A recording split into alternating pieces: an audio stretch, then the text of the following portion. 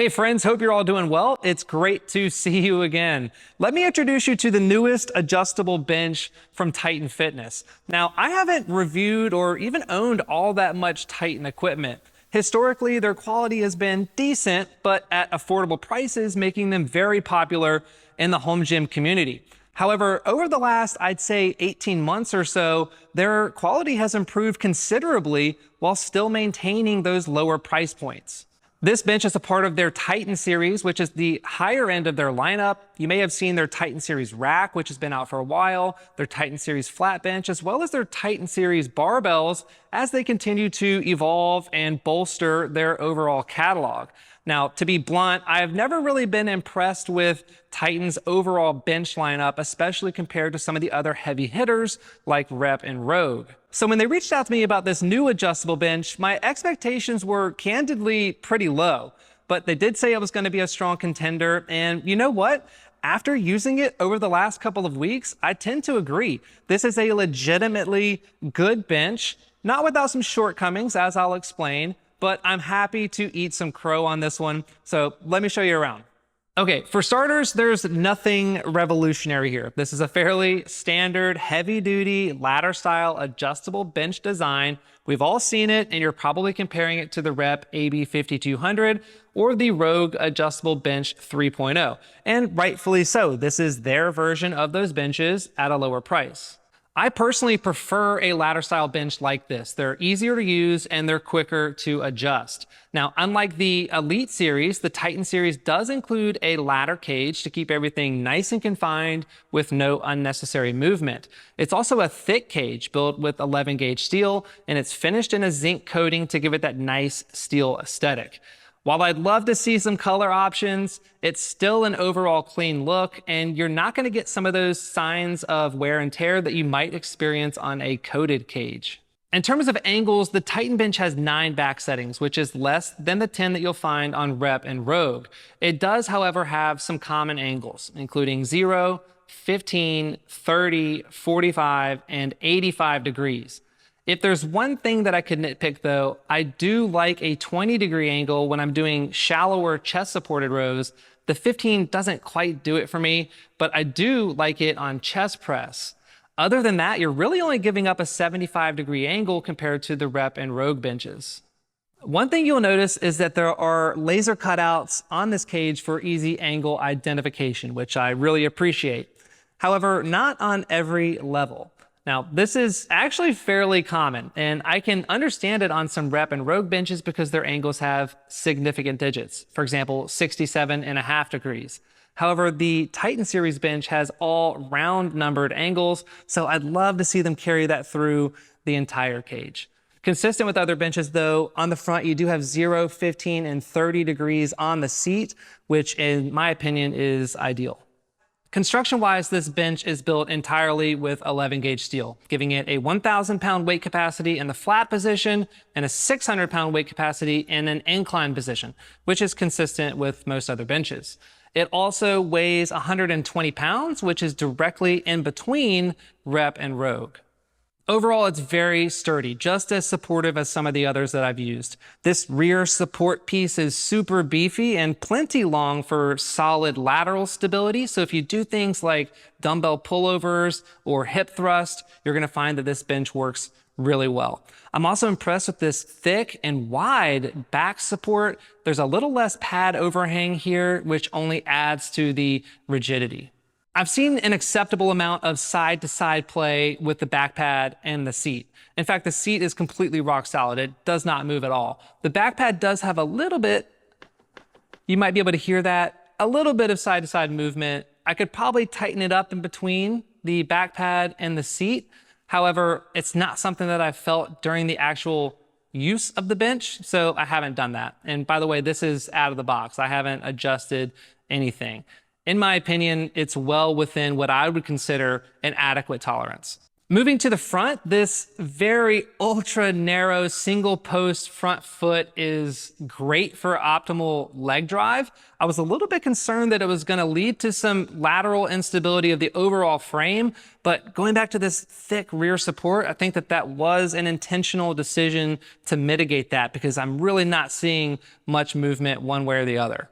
Okay, let's talk about the pad for a minute because that's probably where my biggest source of criticism lies with this bench. On the plus side, it has a good thickness, it's very comfortable, and it has a grip that I would consider comparable to some of the other higher end benches out there. So let me take you through each of those in order.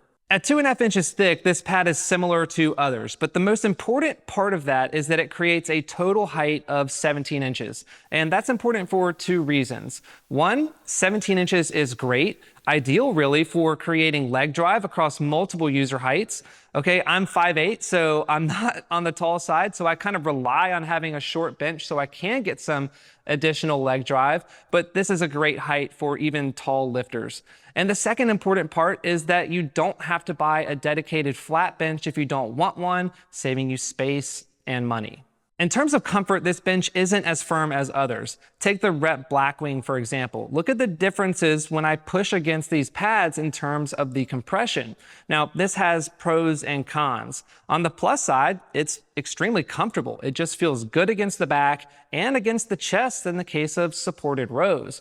But on the downside, it may be a little too compressive for the super heavy benchers out there.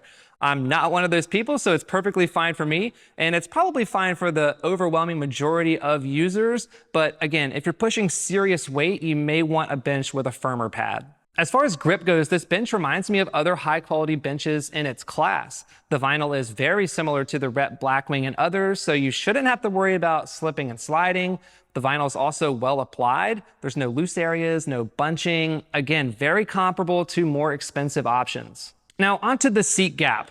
I mentioned a moment ago that compression is a potential con to this bench, and in my opinion, this is another one.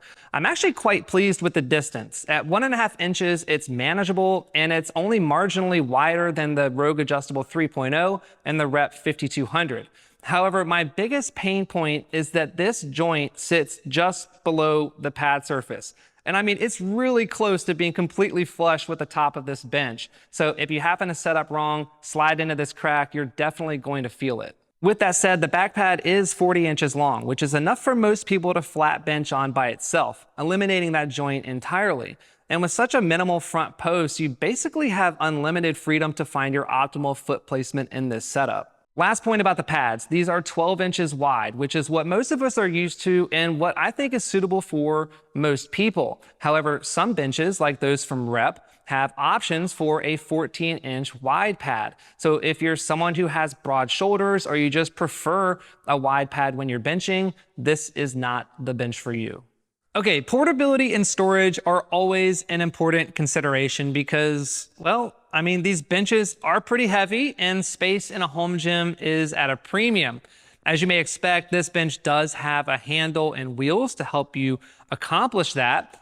And the front horizontal handle is fine. It's very passively knurled, just enough to provide enough texture.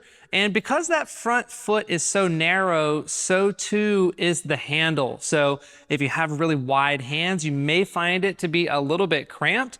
Otherwise, it's fine. It gets the job done. The wheels. I feel weird even saying this, but it's one of my favorite things about this bench. It's probably the smoothest rolling bench that I've ever used, and it's just nice to wheel around. Oh, hey babe, I'm just finishing up a couple sets over here. Can you do me a favor? Can you make sure that the Dyson's charged?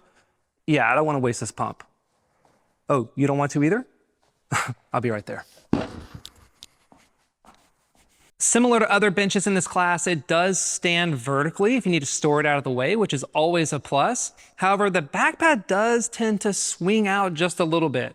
This isn't really important or that big of a deal, and it's actually not that uncommon, but it does swing out a little bit more than some of the others that I've used. Aesthetically, there's a few things to point out here. I mentioned before that this bench does not have color options, which is a downside in my opinion. I've really come to appreciate having multiple color options to match the overall look of a room. I do, however, like the black powder coat. It's finished well, it does look nice, and I quite like the steel cages. But having multiple color options similar to their Titan series racks would be an improvement.